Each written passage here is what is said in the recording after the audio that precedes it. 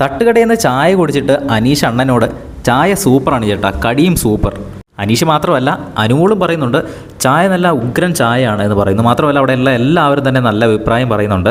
ഏതോ ചായ നന്നായിട്ടുണ്ടാക്കാൻ അറിയുന്ന നല്ല അണ്ണനെയാണ് അവർ പൊക്കിക്കൊണ്ട് വന്നത്.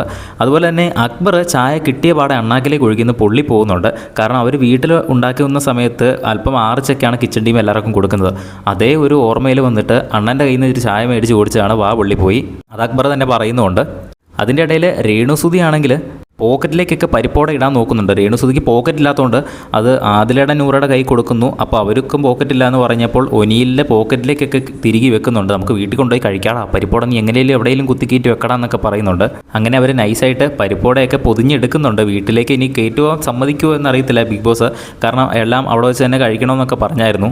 എന്തായാലും ബിഗ് ബോസിന് ഈയിടെയായിട്ട് അവിടുത്തെ മത്സരാർത്ഥികളോട് ഭയങ്കര സ്നേഹമാണ്. ഇതിൻ്റെയൊക്കെ പുറകെ ഒരു പണി വരുമോ എന്നുള്ള കാര്യത്തിൽ സംശയമുണ്ട്.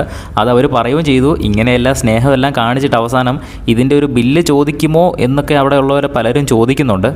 ആദ്യം ചൂടുവെള്ളത്തിൽ ചാടിയ പൂച്ച പിന്നീട് പച്ചവെള്ളം കണ്ടാലും പേടിക്കുമല്ലോ. അതേ ഒരു പേടിയാണ് അവരെ ഇങ്ങനത്തെയൊക്കെ ചോദ്യം ചോദിക്കാൻ പ്രേരിപ്പിക്കുന്നത്.